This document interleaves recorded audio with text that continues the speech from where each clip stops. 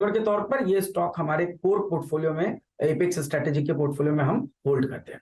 तो बेसिकली आप कह रहे हैं इंडेक्स में तेजी इतनी आसानी से आएगी नहीं जब तक 17,500 नहीं क्रॉस करता निफ्टी, और उसमें तो दिल्ली काफी दूर लग रही है, आज तो 17,000 के चक्कर ही काट रहे हैं। और एबीबी एलएनटी कैपिटल गुड्स में शायद एक मौका है डिप्स पर खरीदारी करने का। एलएनटी का टारगेट क्लियर है, 2300 के ऊपर जाने के फिर चांसेस दिख रहे हैं। अच्छा, एक पॉकेट देखिए, पुल बैक स्मार्ट आया है मार्केट में, अब टेम्पररी ही सही लेकिन पुल बैक है। इस पुल बैक के बीच लेकिन एक पॉकेट है जिसमें अभी भी दबाव देखने को मिल रहा है। आप मेटल काउंटर्स देखिए, एक तो मेटल इंडेक्स स्क्रीन पर आ जाएगा, लगभग 3% नीचे था, 2-2.5% तक का नुकसान अभी भी देखने को मिल रहा है। Hindalco, Tata steel, JSW steel, ये पूरे स्टॉक से जहां पर हमने देखा बिकवाली का प्रेशर खासा देखने को मिला है। दरअसल आज सुबह में जब हम ग्लोबल तस्वीर देख रहे थे तो वहां पर साफ इंडिकेशन आया था कि ग्लोबल मेटल ईटीएफ में भारी भरकम बिकवाली देखने को मिली थी। एल्यूमिनियम में उस लिहाज से 3% का करेक्शन, कॉपर में 6% का, स्टील में 6.5% का, दूसरे स्ट्रेटेजिक मेटल्स में हमने देखा था 4 से 5% तक का दबाव देखने को मिला। अब आज का ये जो रिएक्शन था, क्या एक प्राइमरीली नीजर्क रिएक्शन है ग्लोबल एनवायरनमेंट के मद्देनजर, या फिर ये थोड़ा सा लास्ट कर सकता है, ये समझना जरूरी है। हमारे साथ इसीलिए इस समय जुड़ रहे हैं एक्सिस सिक्योरिटीज के senior research analyst Aditya Welekar. Aditya, आपने भी इनफैक्ट उन ईटीएफ्स में जो दबाव देखने को मिला था, जो सेल ऑफ देखने को मिला था, वो नोटिस किया होगा। अब क्या इसे एक्स्ट्रापोलेट करके पढ़ना चाहिए कि क्रेडिट स्विस का जो संकट है वो आगे अगर बढ़ता है तो ग्लोबल इकोनॉमीज पर इम्पैक्ट आता हुआ दिखाई देगा? क्लियरली यहाँ पर डॉलर इंडेक्स से जोड़कर तार देखेंगे कि वो कैसे रिएक्ट करता है और उसके वो कैसे बिहेव करता है और उसके रिएक्शन में मेटल्स का हाल क्या होता है। आज की कमजोरी को आप सबसे पहले कैसे एड्रेस कर रहे हैं? आज की कमजोरी तो आई थिंक वो एक थोड़ा सा नीजर्क हो सकता है, बिकॉज मेटल्स एक ग्लोबल सेक्टर है और ग्लोबल कमोडिटीज होने की वजह से एक यूएस एक बड़ा मार्केट है, और ये क्रेडिट सुसी का जो न्यूज़ आया उसके वजह से मेटल्स में थोड़ा सा एक पैनिक रिएक्शन होना, वो दैट इज ये एक स्वाभाविक होता है, क्योंकि मेटल्स का जो एक्सपोजर है, जो ग्लोबली ये ट्रेड होती है कमोडिटीज, तो फंडामेंटली अगर देखें तो स्टील और नॉन फेरस ऐसा दो क्लासिफिकेशन है। तो नॉन फेरस का एक्सपोजर जो लिंकेज है वो फेड और उसके फेड रेट हाइक्स के ऊपर थोड़ा सा है, क्योंकि वो यूएस डॉलर में लंदन मेटल एक्सचेंज पे ट्रेड होते हैं। तो जैसे जैसे फेड पाइवोट की तरफ अप्रोच होगा तो नॉन फेरस मेटल्स को मैक्रो इकोनॉमिक सपोर्ट आएगा। और जहाँ तक स्टील का सवाल है, स्टील चाइना के फंडामेंटल्स पे ज़्यादा इम्पैक्ट, चाइना का जो फंडामेंटल्स है वो ज़्यादा इम्पैक्ट करेगा।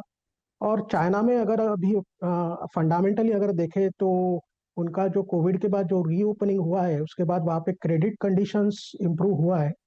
तो अभी जो लेटेस्ट उनका फिक्स्ड एसेट इन्वेस्टमेंट्स का जो डेटा आया है, वहाँ पे मैन्युफैक्चरिंग और इंफ्रास्ट्रक्चर में तो तेजी आया है, रियल इस्टेट ही थोड़ा सा अभी डाउन है। बट वहाँ के अगर आप रियल इस्टेट बॉन्ड्स देखेंगे, जो वहाँ के जो प्रॉपर्टी डेवलपर्स है उनके जो बॉन्ड्स है वो अभी ऊपर आए हैं।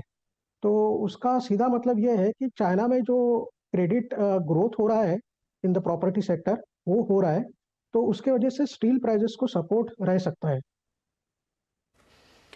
क्योंकि आपने चाइना का फैक्टर मेंशन किया, अब चाइना में ही हमने कल वो डेवलपमेंट देखा था कि इनफैक्ट स्टील प्रोडक्शन को ड्रास्टिकली कट करेंगे एनवायरनमेंट नियमों के चलते।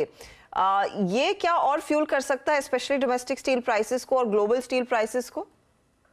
ये एक अच्छा इंडिकेशन है कि चाइना के पास कैपेसिटी है, और अगर चाइना ओवर प्रोडक्शन करता है तो डेफिनेटली स्टील सेक्टर के लिए वो एक नेगेटिव न्यूज़ है।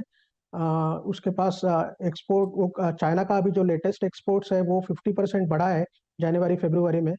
बट अभी जो न्यूज़ आया है कि वो प्रोडक्शन कम करेंगे, रेस्ट्रिक्टेड रखेंगे ईयर ऑन ईयर, तो वो भी थोड़ा सा सपोर्टिव है। इसका मतलब ये है कि जो चाइना से जो डंपिंग होता है स्टील का बाकी कंट्रीज में, वो होने के चांसेस कम है।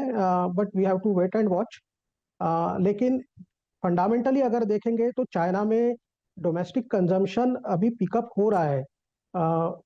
वी आर एकदम बुलिश सिचुएशन जैसे तो लग नहीं रहा है, लेकिन यहाँ पे भी अगर स्टील प्राइसेस सस्टेन करती है इस लेवल पे, तब भी स्टील प्राइसेस अभी अगर आप नवंबर के लो से देखेंगे तो 30% अप हुई है चाइना में, और इंडिया में लगभग 7 से 8% नवंबर लो से अभी लेटेस्ट प्राइजेस अप हुई है। तो इस लेवल पे भी प्राइजेस अगर सस्टेन करती है तो वो मेटल सेक्टर के लिए फंडामेंटली तो पॉजिटिव है। अच्छा आदित्य, अगर चाइना अपना प्रोडक्शन कट करता है, आई मीन किसी भी कारण से, तो भारत पे स्थित कंपनियों में आप एग्जैक्टली जो एक्सपोर्ट एडवांटेज मिलेगा उसको देखते हुए, उसको मद्देनजर रखते हुए सबसे महत्वपूर्ण कंपनियां कौन सी हैं जिनको आप चेज करना चाहेंगे? और मैं अपना प्रश्न को थोड़ा सा और अगर वाइड कर दूं, बड़ा कर दूं, इस वक्त फेरस, नॉन फेरस और इनफैक्ट आयरन ओर, इन तीनों में अगर एक एक स्टॉक पिक करना हो, या फिर आपकी जो वरीयता है वो क्या कहती है, किसे चेज करना चाहिए?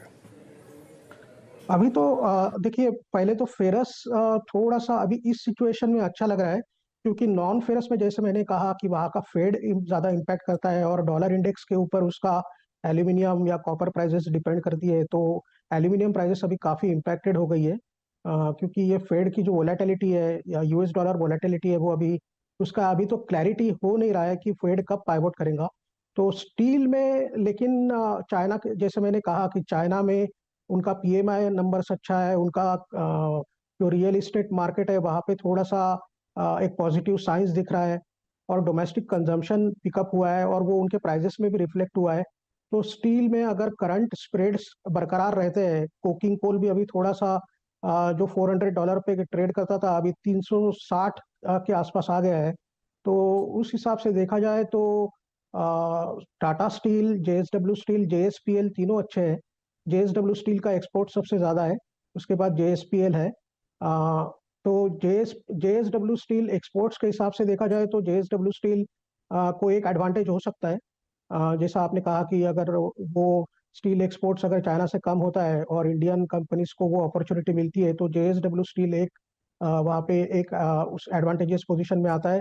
टाटा स्टील का एक्सपांशन अभी इंडिया में काफी होने वाला है, तो वो भी एक अच्छा ट्रेड मींस उसको उसका भी आउटलुक अच्छा है।